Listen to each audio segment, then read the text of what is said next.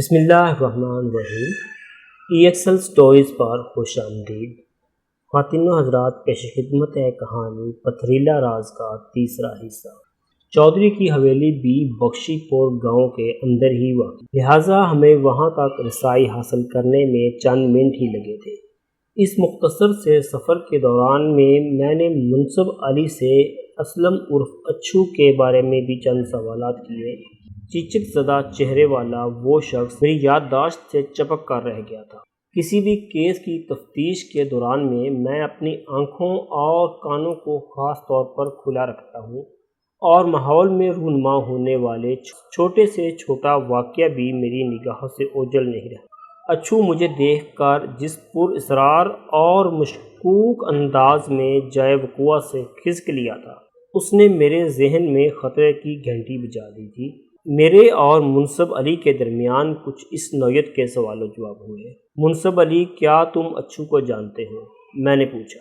جی بالکل جانتا ہوں، اس نے اثبات میں گردن ہلائی۔ آپ اسی اچھو کی بات کر رہے ہیں نا جو چیچک کا مارا ہوا ہے؟ ہاں وہی، میں نے تصدیقی لہجے میں کہا۔ میں نے اچھو کو قبرستان میں دیکھا۔ یہ شخص مجھے بالکل اچھا نہیں لگا۔ تم اس کے بارے میں کیا جانتے ہو؟ آپ کا اندازہ بالکل درست ہے جناب، وہ تائیدی انداز میں بولا۔ واقعی یہ بندہ ٹھیک نہیں ہے، اسی لیے چودھری صاحب نے اسے دھتکار دیا تھا۔ دھتکار دیا تھا؟ میں نے چونک کر منصب علی کی جانب دیکھا۔ تم کس چودھری کی بات کر رہے ہو، چھوٹے یا بڑے؟ میں چھوٹے چودھری صاحب کی بات کر رہا ہوں جی، وہ وضاحت کرتے ہوئے بولے۔ چودھری علی نواز اسے بالکل پسند نہیں کرتے تھے، اس لیے انہوں نے اسے خود سے دور کر دیا تھا۔ لیکن کیوں؟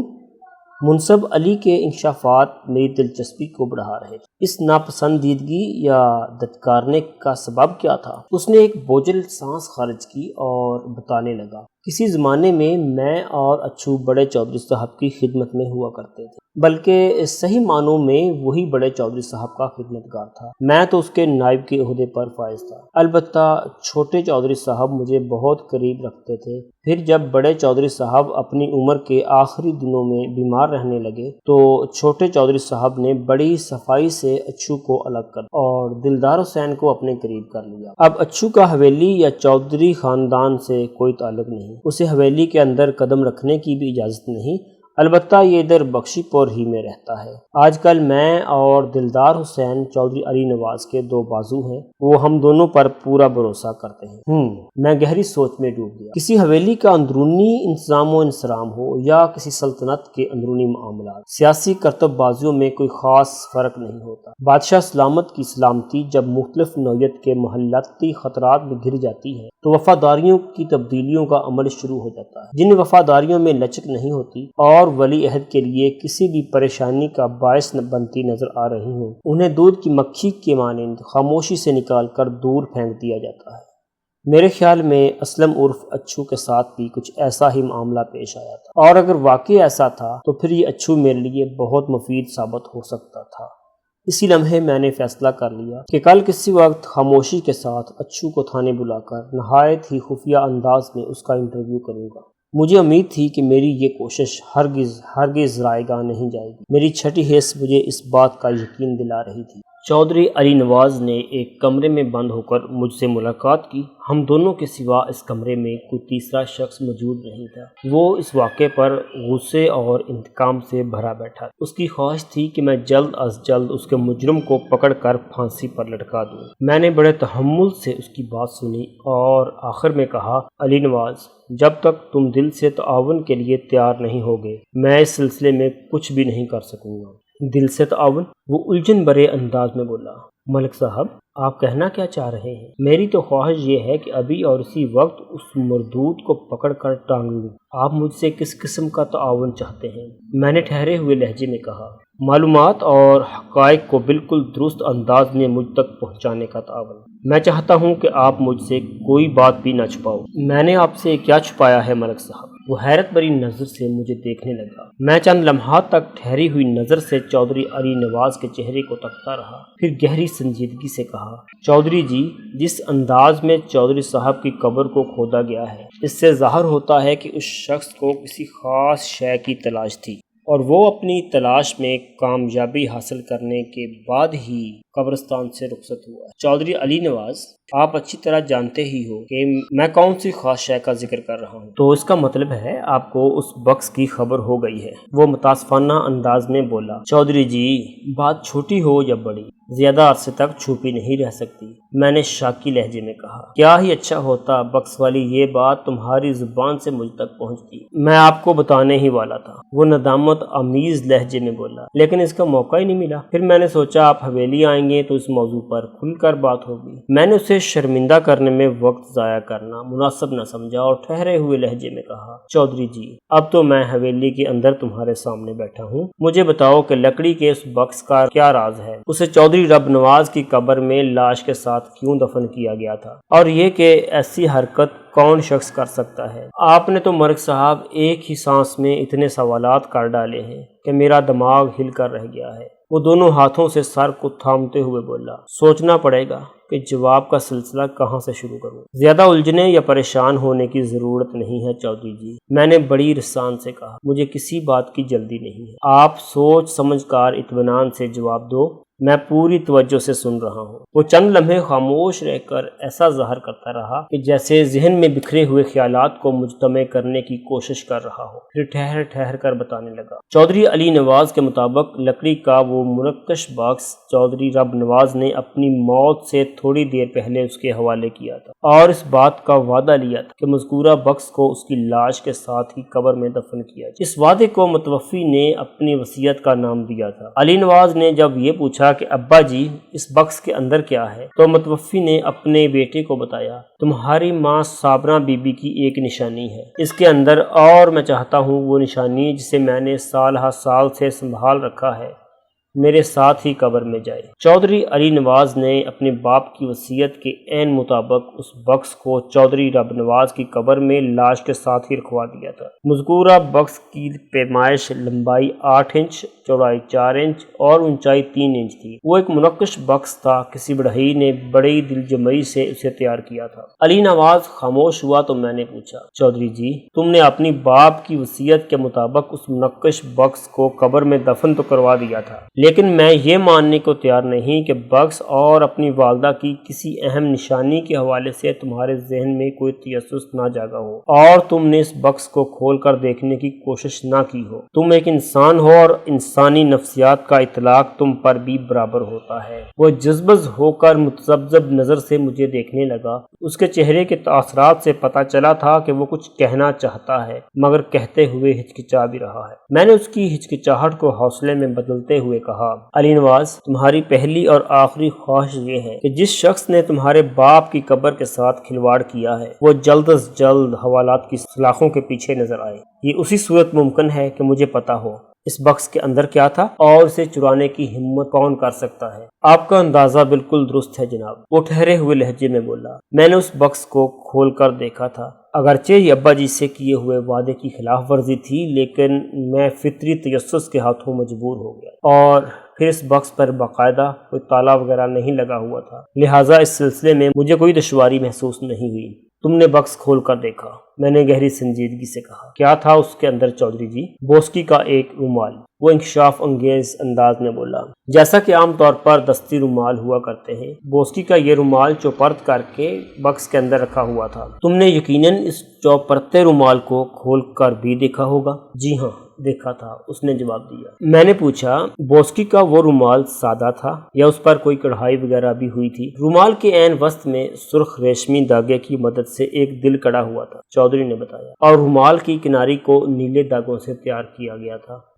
میں گہری سوچ میں ڈوب گیا۔ ایک کڑے ہوئے بوسکی کے رومال کے لیے قبر کو کھود کر لکڑی کے بکس کو چرانا سمجھ میں آنے والی بات نہیں تھی، اور وہ بھی ایک ایسا رومال جو کسی وفا شعار بیوی نے اپنی محبت کی نشانی کے طور پر شوہر کو دیا ہو۔ دال میں کچھ نہ کچھ کالا ضرور تھا جو سرے دست واضح نظر نہیں آ رہا تھا۔ چودھری علی نواز کی ذات بھی میری نظر میں شک سے پاک نہیں تھی، لہٰذا میں نے ٹٹولنے والے انداز میں اس سے استفسار کیا، کیا اس بکس میں رومال کے علاوہ کوئی اور شے بھی موجود تھی؟ نہیں جناب، اس نے نفی میں گردن ہلائی۔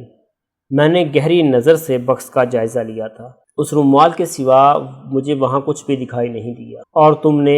میں نے بدستور اس کی آنکھوں میں دیکھتے ہوئے پوچھا۔ اپنے ابا جی کی وصیت کے عین مطابق اس منقش چوبی بکس کو لاش کے ساتھ ہی قبر میں دفن کروا دیا تھا۔ جی ہاں، اس نے اثبات میں گردن ہلائی۔ میں نے کہا، اور پھر گزشتہ رات کسی کم وقت نے چودھری رب نواز کی قبر کھود کر وہ بکس نکال لیا اور 9-2-11 ہو گیا۔ میں نے لمحاتی توقف کر کے ایک گہری سانس خارج کی اور ٹھہرے ہوئے انداز میں کہا، ایک معمولی سے رومال کے لیے چوری کا اتنا بڑا اور سنگین اقدام میرے ذہن کے لیے قابل قبول نہیں علی نواز۔ یا تو رومال کے علاوہ اس بکس میں اور کچھ بھی تھا، یا پھر وہ کڑا ہوا رومال کسی شخص کے لیے بے پناہ اہمیت کا حامل تھا۔ اگر میں تمہاری بات کا یقین کر لوں کہ بکس میں اور کچھ بھی نہیں تھا، تو پھر تمہیں بتانا ہوگا کہ تمہارے باپ کے علاوہ اور کس شخص کی نظر میں اس رومال کی اہمیت تھی۔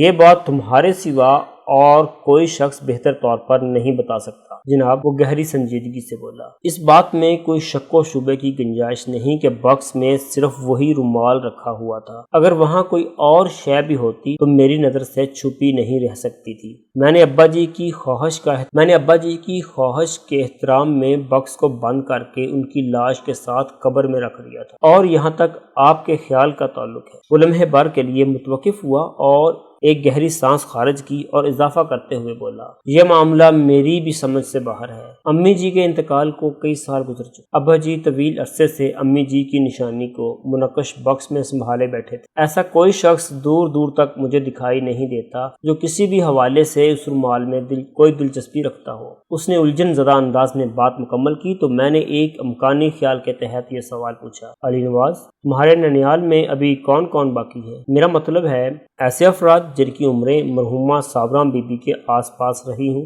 وہ میرے مہوم اشارے کی تہ میں اتر گیا، جلدی سے مضبوط لہجے میں بولا، ملک صاحب، اس عمر کی ساری کھیپ مٹی میں مل چکی ہے۔ ابا جی آخری آدمی تھے، ان سے کئی سال پہلے امی جی کا انتقال ہوا، اور ان سے پہلے ان کے ہم عمر مرد اور عورتیں دوسری دنیا میں منتقل ہو چکے تھے۔ وہ تھوڑا متوقف ہوا، پھر گہری سنجیدگی سے بولا، ایسی ویسی کوئی بات ہو ہی نہیں سکتی جیسا آپ سوچ رہے ہیں۔ ایسی ویسی کوئی بات نہیں ہو سکتی، میں نے خود کلامی کے سے انداز میں کہا۔ بکس میں بھی ایسی کوئی قیمتی شے موجود نہیں تھی جس کے حصول کے لیے رات کی تاریکی میں چودھری رب نواز کی قبر کو کھودنے کا جواز سمجھ میں آ سکتا۔ اب آ جا کر ایک ہی زاویہ سمجھ میں آتا ہے۔ کون سا زاویہ ملک صاحب؟ میرے خاموش ہوتے ہی اس نے سوال کر دیا۔ میں نے ٹھہرے ہوئے لہجے میں جواب دیا، اس صورتحال میں منقش بکس کی ذات بے پناہ اہمیت اختیار کر جاتی۔ کیا وہ بکس واقعی لکڑی کا بنا ہوا تھا؟ اس نے چونک کر مجھے دیکھا اور بے اختیار اس کے منہ سے نکلا، کیا مطلب جی؟ مطلب یہ کہ میں نے اس کی آنکھوں میں جھانکتے ہوئے کہا، یہ بھی تو ہو سکتا ہے کہ مذکورہ بکس کسی قیمتی دھات کا بنا ہوا ہو، مثلا سونے۔ میں نے دانستہ پر اصرار انداز میں جملہ نامکمل چھوڑا تو وہ جلدی سے بولا، نہیں جناب، وہ بکس لکڑی ہی کا تھا۔ اگر وہ کسی دھات سے بنا ہوتا تو مجھے فوراً پتہ چل جاتا۔ لکڑی اور دھات کی بنی ہوئی اشیاء کے وزن میں واضح فرق ہوتا ہے، یہ بات تو آپ بھی سمجھ سکتے ہیں ملک صاحب۔ ٹھیک ہے، میں نے فیصلہ کن لہجے میں کہا، حاضر اسٹاک معلومات کی روشنی میں میں تفتیش کو آگے بڑھاتا ہوں، انشاءاللہ بہت جلد کوئی اچھی خبر سننے کو ملے گی۔ میں نے حاضر اسٹاک کے الفاظ ایک خاص مقصد کے تحت ادا کیے تھے، وہ یہ کہ اگر چودھری علی نواز نے مجھ سے کچھ چھپانے کی کوشش کی ہو تو اس سے پردہ اٹھا دے، لیکن کوئی انکشاف کرنے کی بجائے اس نے تعاون آمیز لہجے میں کہا، میں بھی آنکھیں اور کان کھلی رکھوں گا، اگر کوئی خاص بات مجھے پتہ چلی تو میں فوراً آپ کو بتاؤں گا۔ اچھی بات ہے، میں نے سرسری انداز میں کہا۔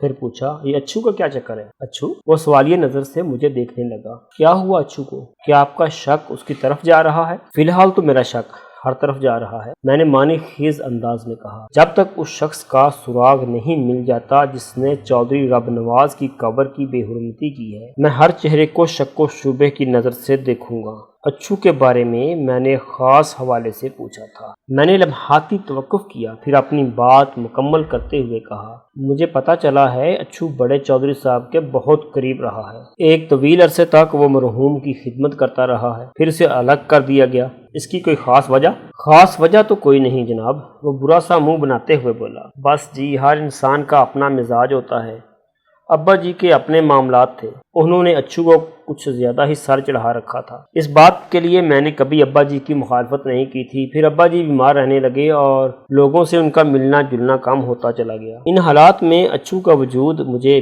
فضول اور بیکار نظر آنے لگا اور میں نے اسے چلتا کر دیا اور اس کی جگہ دلدار حسین کو رکھ لیا۔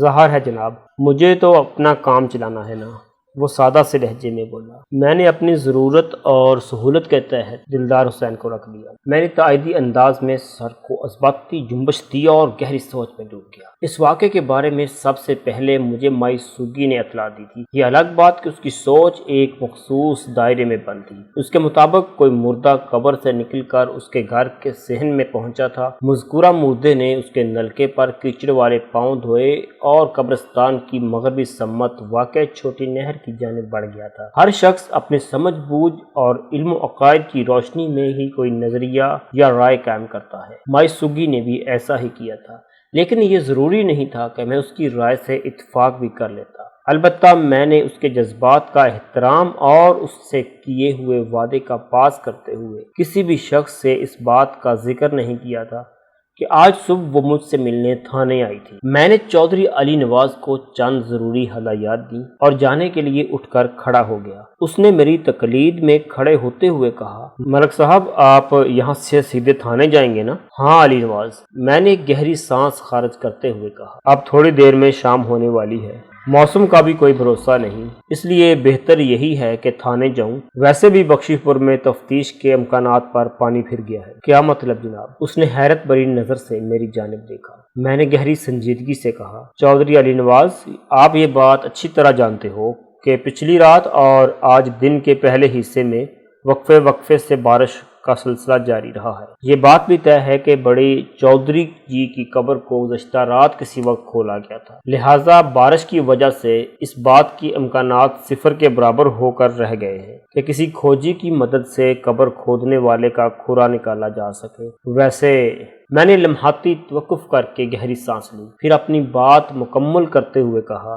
ویسے میں کل کسی وقت ادھر کا چکر لگاؤں گا، تمہیں تازہ ترین حالات سے آگاہ کرنے کے علاوہ چند لوگوں سے مزید پوچھ گچھ بھی کروں گا۔ مجھے پوری امید ہے جلد ہی اس شخص کا کوئی سراغ مجھے مل جائے گا جس نے تمہارے باپ کی قبر کی بے حرمتی کی ہے۔ ٹھیک ہے جناب، وہ متذبذب انداز میں گردن ہلاتے ہوئے بولا۔ میں نے چبھتے ہوئے لہجے میں استفسار کیا، علی نواز، اچھی طرح سوچ کر بتاؤ، یہ راز اور کس کس کو پتا تھا کہ بڑے چودھری صاحب نے تمہیں مخصوص ہدایات کے ساتھ لکڑی کا کوئی بکس دیا تھا؟ انہوں نے بڑی رازداری کے ساتھ وہ بکس مجھے دیا تھا، وہ گہری سنجیدگی سے بولا۔ میرے خیال میں یہ بات اور کسی بھی شخص کو معلوم نہیں کہ اس بکس کے اندر کیا تھا اور وہ بکس کس نے مجھے دیا تھا، لیکن تدفین کے موقع پر تو یہ بات راز نہیں رہی ہوگی۔ میں نے ایک امکان کی طرف اشارہ کرتے ہوئے کہا، بڑے چودھری صاحب کی لاش کے ساتھ جب وہ بکس بھی قبر میں رکھا گیا ہوگا تو لوگوں کی اس پر نظر تو پڑی ہوگی۔ لوگوں کی نہیں، صرف گورکن کی، وہ پرسوک لہجے میں بولا۔ ابا جی کو جب قبر میں اتارا جا چکا تو اس وقت قبر کے اندر صرف میں اور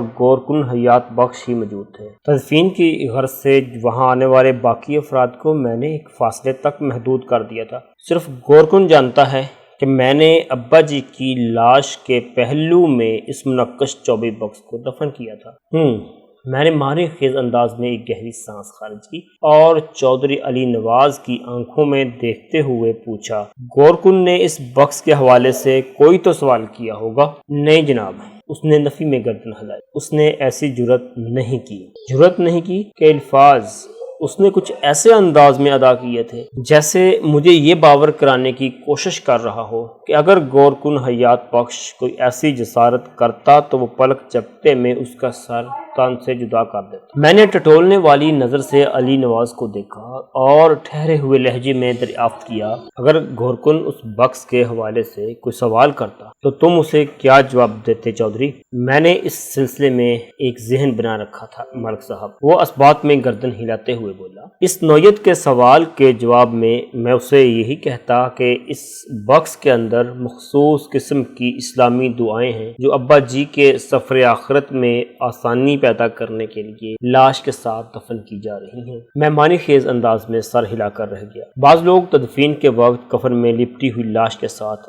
بعض قرآنی اوراق بھی رکھ دیتے ہیں۔ اس تناظر میں چودھری علی نواز کے ذہن نے خاصا زرخیز آئیڈیا سوچا تھا۔ یہ الگ بات ہے کہ اس آئیڈیا کے استعمال کی نوبت ہی نہیں آئی۔ میں چھوٹے چودھری کو تسلی تشفی دینے کے بعد حویلی سے باہر نکل آیا۔ تھانے سے قبرستان تک میں چودھری علی نواز کے تانگے میں بیٹھ کر آیا تھا۔ اس کے دونوں ہواری منصب علی اور دلدار حسین بھی ہمارے ساتھ تھے۔ منصب علی نے کوچوان کے فرائض ادا کیے تھے، یہی فرض اسے واپسی کے سفر کے لیے بھی ادا کرنا تھا۔ وہ سجے سجائے تانگے سمیت حویلی کے باہر میرا منتظر تھا۔ میں نے نگاہ دوڑا کر دور دور تک دیکھا مگر دلدار حسین مجھے کہیں نظر نہ آیا۔ میں تانگے میں آ کر بیٹھا تو وہ حرکت میں آ گیا۔ چودھری علی نواز کی حویلی گاؤں کے ابتدائی حصے میں واقع تھی، لہٰذا ہم جلد ہی کھیتوں سے نکل کر اس کچے راستے پر آ گئے جو لگ بھگ 1 فرلانگ کی مسافت پر مشتمل تھا اور بخشی پور نامی گاؤں کو مین روڈ سے ملاتا تھا۔ اسی پختہ سڑک پر میرا تھانہ واقع تھا، اگرچہ اس کچے راستے کو حالیہ بارشوں نے کیچڑ اور گارے کا میدان بنا رکھا تھا، لیکن میں بحفاظت اپنی منزل پر پہنچ گیا۔ میں جب تھانے میں داخل ہوا تو مغرب کی اذان ہو رہی تھی۔ حوالدار حیدر علی بڑی بے چینی سے میرا انتظار کر رہا تھا۔ میں نے اس سے رسمی الیک سلیک کی اور سیدھا اپنے کوارٹر کی جانب بڑھ گیا جو تھانے کے عقبی حصے میں بنا ہوا تھا۔ حیدر علی میرا مزاج آشنا تھا، وہ فوراً سے پیشتر سمجھ گیا کہ نماز کا وقت ہو گیا ہے اور میں اپنے رب کے حضور حاضری لگانے کے بعد ہی اس کے پاس آؤں گا۔ تھوڑی دیر کے بعد ہم دونوں میرے کمرے میں بیٹھے تازہ ترین صورتحال پر گفتگو کر رہے تھے۔ میں نے نہایت ہی مختصر مگر جامع الفاظ میں اسے بخشی پور میں پیش آنے والے واقعات سے آگاہ کیا۔ اس نے پوری توجہ سے میری بات سنی اور گہری تشویش میں مبتلا ہو گیا۔ چند لمحات کی خاموشی کے بعد اس نے سرسراتے ہوئے لہجے میں کہا، ملک صاحب، یہ سارا کٹراگ اس چوبی منقش بکس کی وجہ سے پھیلا ہے۔ اگر ہمیں یہ پتہ چل جائے کہ مذکورہ بکس کے اندر کیا تھا تو مطلوبہ بندے تک رسائی حاصل کرنے میں بڑی آسانی رہے گی۔ اس بکس کے اندر، جیسا کہ میں نے بتایا ہے، بوسکی کے ایک کڑے ہوئے رومال کے سوا اور کچھ بھی نہیں تھا۔ مرحومہ صابرہ بی بی کی نشانی جو اس نے اپنے شوہر چودھری رب نواز کے لیے چھوڑی تھی، اس لیے چودھری اس نشانی کو اپنے ساتھ قبر میں لے جانے کا خواہش مند تھا۔ میں نے ٹھہر ٹھہر کر بتایا اور خاموش ہو گیا۔ یہ تو چودھری علی نواز کا بیان ہے نا جی، حوالدار سوچ میں ڈوبے ہوئے لہجے میں بولا۔ یہ ضروری تو نہیں کہ اس نے سچ ہی بولا ہو۔ مجھے یہ دیکھ کر خوشی محسوس ہوئی کہ حیدر علی بالکل میرے انداز میں سوچ رہا ہے۔ میں نے اس کی سوچ کی مزید پرتیں کھولتے ہوئے کہا، اسے جھوٹ بولنے کی کیا ضرورت تھی بھلا؟ ملک صاحب، وہ مضبوط لہجے میں بولا، لکڑی کے کسی چھوٹے سے بکس اور اس میں رکھے ہوئے بوسکی کے کشیدہ رومال کو کوئی شخص کیوں چرائے گا، اور وہ بھی برساتی رات کے آخری حصے میں کسی کی قبر کو کھود کر؟ نہیں۔ اس نے بڑی شدت سے نفی میں گردن ہلائی اور اپنی بات مکمل کرتے ہوئے بولا، میں اس بکس کو معمولی نہیں سمجھ سکتا ملک صاحب۔ کسی نہ کسی حوالے سے اس کی اہمیت ضرور ہے، خاص طور پر اس چور کے لیے جس نے گزشتہ رات قبرستان میں چودھری رب نواز کی قبر کے ساتھ کارروائی کی ہے۔ میں نے اس کی ذہانت کی مزید آزمائش کے لیے متذبذب لہجے میں کہا، لیکن مذکورہ بکس کی اہمیت کا اندازہ تو اسی وقت لگایا جا سکتا ہے جب وہ چور بکس سمیت ہماری گرفت میں آ جائے۔ سب سے زیادہ ضروری اس چور تک پہنچنا ہے۔ حوالدار نے میری توقع پر پورا اترتے ہوئے کہا، چور تک رسائی سے بھی زیادہ ضروری یہ جاننا ہوگا کہ اس بکس کو کس مقصد کے لیے چرایا گیا ہے، یعنی بکس کی اہمیت کیا ہے۔ لیکن اس سوال کا جواب کون دے گا؟ میں نے اس کی آنکھوں میں دیکھتے ہوئے کہا۔ میں نے تھوڑی دیر پہلے بخشی پور کے حالات بیان کرتے ہوئے حوالدار کو چیچک زدہ چہرے والے اسلم عرف اچھو کے بارے میں بھی بتایا تھا۔ اس کے دماغ نے درست سگنلز پکڑے اور چونکتے ہوئے لہجے میں نے کہا، میرے خیال میں ہمیں اچھو پر ٹرائل کرنا چاہیے۔ وہ چودھری رب نواز کے بہت قریب رہا ہے، اس کے رازوں کا امین اور اس کا وفادار۔ تم بالکل ٹھیک کہہ رہے ہو۔ میں نے کچھ ایسے تاثر کے ساتھ یہ جملہ ادا کیا جیسے اس زاویے سے میرے ذہن کو پہلے کچھ نہ ہو، حالانکہ ایسی کوئی بات نہیں۔ میں حوالدار کو چیک کرنے کے لیے جو سوالات کر رہا تھا وہ دراصل میری اپنی سوچ تھی۔ وہ میرے الفاظ سے خوش ہو گیا تو میں نے مزید کہا، حیدر علی، تم کل صبح اس مشکوک اچھو کو پکڑ کر تھانے لے آؤ، پھر اس سے پوچھ تاچھ کرتے ہیں۔ ٹھیک ہے جناب، وہ ٹھوس لہجے میں بولا۔ یہ کام میرے ذمہ رہا، آپ اس سلسلے میں بالکل بے فکر ہو جائیں۔ اور میں واقعی بے فکر ہو گیا۔ اگلی صبح میں نے حوالدار حیدر علی کو گاؤں کی طرف روانہ کر دیا۔ تھوڑی ہی دیر بعد مائی سوگی تھانے پہنچ گئی۔ اس روز مطلع بالکل صاف تھا۔ پچھلی رات تھوڑی دیر کے لیے بوندا باندی ہوئی تھی، لیکن صبح ہونے تک یہ سلسلہ رک گیا تھا اور اب آسمان پوری طرح کھلا ہوا تھا۔ مائی سوگی سیدھی میرے کمرے میں آ گئی۔ میں نے اسے بیٹھنے کو کہا اور بغور اس کے چہرے کا جائزہ لینے لگا۔ آج اس کی آنکھوں اور چہرے پر وہ وحشت اور الجھن نظر نہیں آتی تھی جو گزشتہ روز دیکھنے میں آئی تھی۔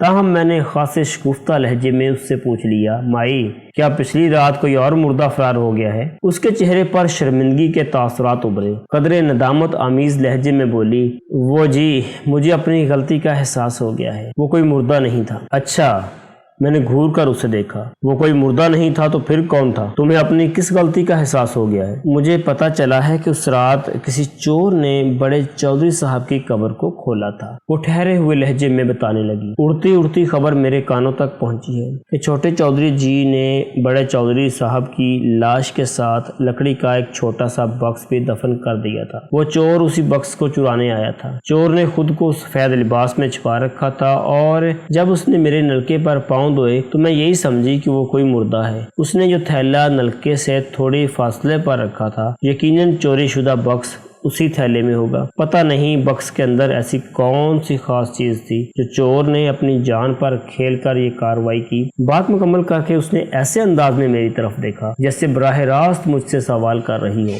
میں نے قدرے تیکھے لہجے میں پوچھا، تو تم آج یہ جاننے آئی ہو کہ اس باکس کے اندر کیا تھا؟ یہ تو بس ایسے ہی میرے ذہن میں آ گیا۔ وہ گڑبڑا گئی۔ میں تو آپ سے کچھ اور ہی کہنے آئی تھی۔ کیا؟ میں نے اس کے چہرے پر نظر جما دی۔ اس نے بتایا، کل آپ تفتیش کے لیے گاؤں آئے تھے۔ آپ نے قبرستان جا کر بڑے چودھری صاحب کی قبر کا معائنہ کیا، پھر گورکھن سے پوچھ تاچھ کی اور آخر میں حویلی میں جا کر چھوٹے چودھری جی سے ملاقات۔ وہ سانس کو ہموار کرنے کے لیے متوقف ہوئی تو میں نے پوچھ لیا، ہاں یہ سب تو ہوا تھا، لیکن تم نے یہ تو بتایا ہی نہیں کہ مجھ سے کیا کہنے آئی ہو۔ وہی تو بتا رہی ہوں جناب، وہ تھوک نگلتے ہوئے بولی۔ وہ بات دراصل یہ ہے کہ اس واقعے کے بارے میں سب سے پہلے میں نے ہی آپ کو بتایا تھا۔ کہیں آپ نے چودھری جی کو تو نہیں بتا دیا؟ میں خام خواہ کسی مصیبت میں نہیں پڑنا چاہتی۔ سوال ہی پیدا نہیں ہوتا مائی، میں نے تسلی آمیز لہجے میں کہا۔ جب میں نے تم سے کہہ دیا ہے کہ تمہارا نام کہیں نہیں آئے گا تو تمہیں اس سلسلے میں بالکل فکر مند ہونے کی ضرورت نہیں۔ تم آرام اور سکون سے اپنے گھر میں بیٹھو، تھانے چکر لگانے کی ضرورت نہیں ہے۔ اس طرح خام خواہ تم گاؤں والوں کی نظر میں آ جاؤ گی۔ یہ معاملہ جیسے ہی کسی نتیجے پر پہنچتا ہے میں تمہیں خود حقیقت سے آگاہ کر دوں گا۔ اس نے تہہ دل سے میرا شکریہ ادا کیا اور مجھے سلام کر کے رخصت ہو گئی۔ دوپہر سے تھوڑی پہلے حوالدار بخشی پور سے واپس آ گیا۔ بخشی پور گاؤں اور میرے تھانے کے درمیان صرف 1 فرلانگ کا فاصلہ حائل تھا۔ میرے محتاط اندازے کے مطابق حیدر علی کو زیادہ سے زیادہ 1 گھنٹے میں واپس آ جانا چاہیے تھا، لیکن اس کی واپسی لگ بھگ 4 گھنٹے بعد ہوئی تھی۔ وہ میرے کمرے میں آیا تو میں نے پوچھ لیا، حیدر علی، میں نے تمہیں بخشی پور بھیجا تھا، لگتا ہے تم خانے وال کی طرف نکل گئے تھے، اتنی دیر کیسے ہو گئی؟ ملک صاحب، آپ نے مجھے جو ڈیوٹی سونپی تھی وہ تو پوری کرنا تھی نا، وہ پر اعتماد لہجے میں بولا۔ مطلوبہ بندے تک رسائی حاصل کرنے میں تھوڑی دیر ہو۔ تھوڑی دیر؟ میں نے سرسری لہجے میں کہا، کیا اچھو بخشی پور میں موجود نہیں تھا؟ جی ہاں، آپ کا اندازہ بالکل درست ہے۔ وہ اسبات میں گردن ہلاتے ہوئے بولا، میں جب وہاں پہنچا تو وہ موجود نہیں تھا۔ ادھر ادھر سے پوچھ تاچھ کی تو پتہ چلا کہ وہ بخشی پور سے باہر گیا ہوا ہے۔ میں خالی ہاتھ واپس آ کر آپ کو کیا منہ دکھاتا، لہٰذا وہیں رک کر اس کا انتظار کرنے لگا۔ پھر جیسے ہی اس نے گاؤں میں قدم رکھا میں اسے پکڑ کر آپ کے پاس لے آیا ہوں۔ اوہ! میں نے ایک گہری سانس خارج کی اور ستائشی نظر سے حوالدار کو دیکھنے لگا، پھر پوچھا، وہ نامراد کہاں ہے؟ باہر برآمدے میں بینچ پر بیٹھا ہے، حوالدار نے بتایا۔ اگر آپ کا حکم ہو تو پیش کروں؟ ہاں ضرور، پہلی فرصت میں اسے میرے سامنے لاؤ، میں نے تحکمانہ انداز میں کہا۔ حوالدار یہ سر کہتے ہوئے جانے کے لیے مڑا تو میں نے پوچھ لیا، حیدر علی، کیا تم نے اچھو سے یہ جاننے کی کوشش کی کہ وہ بخشی پور سے باہر کہاں گیا تھا؟ نہیں جناب، وہ نفی میں گردن ہلاتے ہوئے بولا۔ میں نے اس سے کوئی سوال نہیں کیا، سیدھا پکڑ کر آپ کے پاس لے آیا ہوں۔ ٹھیک ہے، میں نے سپاٹ لہجے میں کہا، اسے اندر بھیجو۔ اوکے سر، یہ کہتے ہوئے حوالدار کمرے سے نکل گیا۔ اچھو کل سے پہر ہی سے میرے ذہن میں کھٹک رہا تھا۔ میری نظر میں اس کی ذات شکوک کی دبیز چادر میں لپٹی ہوئی دکھائی دیتی تھی۔ اب حوالدار کی زبانی جو مجھے یہ پتہ چلا کہ وہ گاؤں سے غائب تھا تو ان شکوک و شبہات میں سنسنی خیزی بھی شامل ہو گئی۔ تھوڑی ہی دیر کے بعد حیدر علی اسے میرے پاس لے آیا۔ اچھو کی عمر لگ بھگ 40 سال رہی ہوگی، بھاری بدن، درمیانہ قد اور توند باہر کو نکلی ہوئی، سر کے بیشتر بال اڑ چکے تھے، وہ پہلے ہی کمزور تھا، اس پر چیچک کے بدنما داغوں نے اس کے چہرے کو ڈراؤنا سا بنا دیا تھا۔ اس زمانے میں چیچک ایک خطرناک اور جان لیوا مرض سمجھا جاتا تھا۔ میں نے اچھو کو لکڑی کے بینچ پر بیٹھنے کو کہا اور حوالدار حیدر علی کو کمرے سے باہر جانے کا اشارہ کر دیا۔ دراصل فوری طور پر میرے ذہن میں یہ آئیڈیا آیا تھا کہ میں جبر، تشدد اور کسی قسم کی سختی کی بجائے اچھو پر ایک نفسیاتی طریقہ آزماؤں گا جس کے لیے تنہائی بہت ضروری تھی۔ اسی لیے میں نے حوالدار کو کمرے سے باہر بھیج دیا اور مجھے پوری امید تھی کہ میرا یہ نفسیاتی حربہ ضرور کامیاب ہوگا۔ وہ میرے حکم کی تعمیل کرتے ہوئے بینچ پر بیٹھ گیا اور خوف زدہ انداز میں سوالیہ نظر سے مجھے دیکھنے لگا۔ میں نے اس کے خوف کو کم کرنے کے لیے قدرے نرم لہجے میں سوال کیا، اچھو یہ صبح صبح تم کہاں چلے گئے تھے؟ میرے دوستانہ رویے پر اس نے چونک کر مجھے دیکھا۔ شاید وہ مجھ سے ایسے سلوک کی توقع نہیں کر رہا تھا۔ بدقسمتی سے زمانہ کوئی بھی رہا ہو، پولیس کے بارے میں عمومی تاثر خوشگوار نہیں رہا ہے۔ جب کسی شخص کو تھانے بلوایا جاتا ہے تو اس کے ذہن میں پہلا خیال یہی آتا ہے کہ بس اب اس کی خیر نہیں ہوگی۔ اس میں عوام الناس کا زیادہ قصور نہیں بلکہ پولیس ڈپارٹمنٹ کا رویہ بعض اوقات ایسا ہو جاتا ہے کہ عام لوگوں کو اس سے ڈر محسوس ہونے لگتا ہے۔ رستم آباد میں تم کس کے پاس گئے تھے؟ میں نے پوچھا۔ رستم آباد نامی وہ گاؤں میرے تھانے کی حدود میں ہی آتا تھا اور بخشی پور سے محض 3 میل کی دوری پر واقع تھا۔ اس نے جواب میں بتایا، جی میں ادھر اوان صاحب سے ملنے گیا تھا۔ کون اوان صاحب؟ فیاض اوان، جو رستم آباد کے چودھری صاحب ہیں۔ تمہیں فیاض اوان سے کیا کام پڑ گیا تھا؟ وہ جی بس ویسے ہی، اس نے گول مول جواب دیا۔ میں نے قدرے سخت لہجے میں کہا، اچھو بخشی پور کے حالات تم سے پوشیدہ نہیں ہیں۔ ایک دن پہلے چودھری رب نواز کی قبر کے ساتھ جو شرمناک واقعہ پیش آیا تم اس سے پوری طرح واقف ہو۔ کل سے پہر کو جب میں قبرستان میں کارروائی کر رہا تھا تو میں نے وہاں تمہیں بھی دیکھا تھا۔ میں تم سے بھی پوچھ گچھ کرنا چاہتا تھا لیکن تم نہایت ہی خفیہ انداز میں غائب ہو گئے۔ اسی پوچھ تاچھ کے لیے میں نے تمہیں تھانے بلایا ہے۔ سمجھ رہے ہو نا میں کس حوالے سے بات کر رہا ہوں؟ آپ یقین کریں سرکار، وہ منت ریز لہجے میں بولا، مجھے نہیں پتا کہ بڑے چودھری صاحب کی قبر کے ساتھ کس نے چھیڑخانی کی ہے۔ تمہیں نہیں پتا تو میں اس چھیڑخانی کا سراغ خود ہی لگا لوں گا۔ میں نے اس کی آنکھوں میں دیکھتے ہوئے کہا، یہ تو مجھے معلوم ہو ہی گیا ہے کہ وہ چور چودھری رب نواز کی قبر سے کیا چرا کر لے گیا ہے۔ وہ جذبت سا ہو کر رہ گیا۔ اس کا یہ رد عمل میرے شک کو تقویت دینے لگا۔ اصولی طور پر میرے خاموش ہوتے ہی اچھو کو یہ پوچھنا چاہیے تھا چور قبر میں سے کیا چرا کر لے گیا ہے۔ اس نے مجھ سے ایسا کوئی سوال نہیں کیا تھا جس کا واضح مطلب یہی تھا کہ وہ بکس والے راز سے بخوبی واقف ہے۔ میں نے بدستور اس کی آنکھوں میں جھانکتے ہوئے کہا، اچھو تم میرے نرم رویے سے کسی غلط فہمی کا شکار نہیں ہو جانا۔ اگر تم نے مجھ سے تعاون نہیں کیا تو میں تمہاری کھال کھنچوانے میں ایک لمحے کی دیر نہیں لگاؤں گا۔ اس نے سراسیمہ نظر سے مجھے دیکھا اور بکھرے ہوئے لہجے میں بولا، میں نے کیا کیا جناب؟ تم نے کچھ کیا ہے یا نہیں اس کا حساب تو بعد میں کریں گے، میں نے معنی خیز انداز میں کہا۔ پہلے یہ بتاؤ تم فیاض اوان سے ملنے کیوں گئے تھے؟ یہ جواب نہیں سنوں گا کہ بس ویسے ہی۔ اسے یقین ہو گیا کہ میں اس کی جان چھوڑنے والا نہیں ہوں تو ایک بوجھل سانس خارج کرنے کے بعد اس نے تھکے ہوئے لہجے میں بتانا شروع کیا، تھانے دار صاحب آپ کو پتہ ہی ہوگا کہ چودھری صاحب کی زندگی میں ان کے بہت قریب ہوا کرتا تھا۔ میں بڑے چودھری صاحب کی بات کر رہا ہوں۔ ہاں میں سب جانتا ہوں، میں نے قطع کلامی کرتے ہوئے کہا۔ تم بڑے چودھری کے خاص خدمتگار تھے اور اس کے ہر راز سے واقفیت بھی رکھتے تھے۔ رب نواز کی زندگی کا کوئی بھی گوشہ تمہاری نظر سے چھپا ہوا نہیں تھا لیکن اس کی زندگی کے